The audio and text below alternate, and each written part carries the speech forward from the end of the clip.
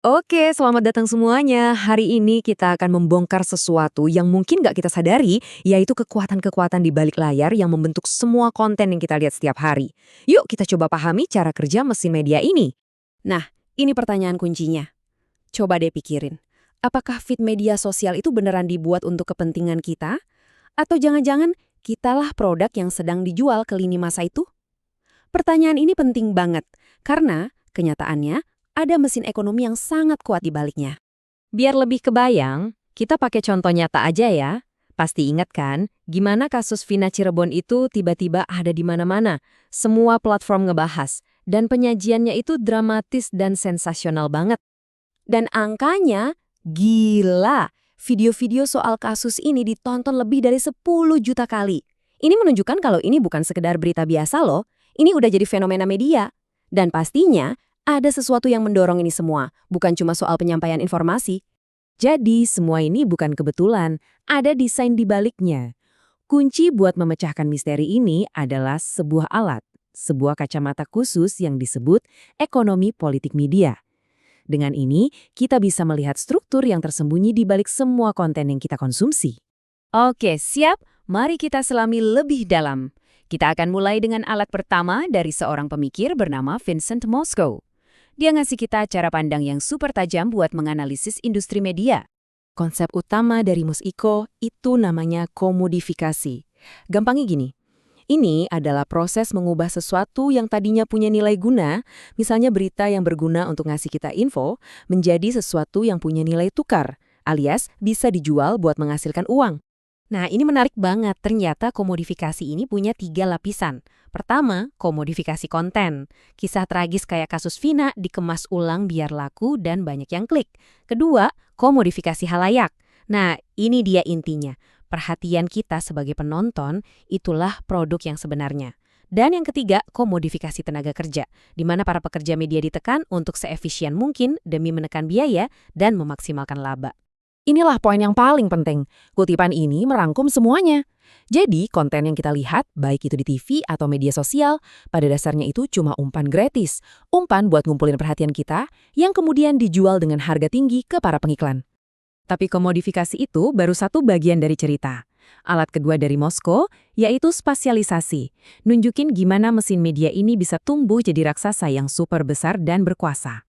Slide ini nunjukin 2 strategi utama yang dipakai perusahaan media buat mendominasi pasar. Ada integrasi horizontal, di mana satu perusahaan besar memakan semua saingannya. Terus ada integrasi vertikal, di mana satu perusahaan menguasai semuanya dari hulu ke hilir, mulai dari produksi sampai distribusi. Ini efektif banget buat mematikan persaingan. Oke, jadi kita udah tahu bagaimana mesin ini bekerja. Tapi pertanyaannya, emangnya kenapa? Apa dampaknya di dunia nyata? Nah, disinilah pemikiran kritis dari Robert McChesney jadi sangat penting. McChesney berargumen bahwa semakin kaya dan berkuasa media-media raksasa, semakin miskin kualitas demokrasi kita. Kenapa? Karena ruang untuk debat publik yang sehat, di mana kita semua bisa berpartisipasi, jadi semakin sempit dan terbatas. McChesney juga membongkar mitos yang bilang kalau lanskap media kita itu pasar yang bebas dan kompetitif. Kenyataannya, kata dia, ini adalah sebuah oligopoli, di mana pasar dikendalikan cuma oleh segelintir pemain raksasa yang kepentingannya seringkali sama. Coba deh lihat visual ini. Menurut sumber kita, cuma segelintir nama besar inilah yang mengendalikan sebagian besar dari apa yang kita tonton, baca, dan dengarkan. Mulai dari film, berita, sampai musik. Ini bukan lagi persaingan sehat, ini udah dominasi. Nah, ini dia akibatnya. Ketika profit jadi satu-satunya tujuan, kualitas jurnalisme pasti jadi korban. Jurnalisme investigasi yang mahal dan butuh waktu lama digantikan oleh apa yang disebut journalism, konten-konten murahan yang tujuannya cuma satu, menarik perhatian dengan biaya serendah mungkin. Sekarang, biar nggak cuma teori, mari kita lihat bagaimana semua ini berjalan di dunia nyata. Kita akan pakai studi kasus dari materi sumber kita, yaitu lanskap media di Indonesia. Tabel ini nunjukin buktinya dengan gamblang di Indonesia. Kepemilikan media terpusat di tangan beberapa grup saja. Pemiliknya seringkali juga seorang politisi, yang membuat media bisa jadi corong politik. Ditambah lagi, regulasi yang lemah membuat raksasa-raksasa ini makin sulit dilawan. Hasilnya, keragaman suara jadi terbatas, dan ini jelas nggak sehat buat demokrasi kita. Jadi setelah kita membongkar semua ini, pertanyaannya sekarang, apa yang bisa kita lakukan? Nah, materi sumber kita menawarkan sebuah alat praktis yang bisa kita gunakan biar jadi konsumen media yang lebih kritis.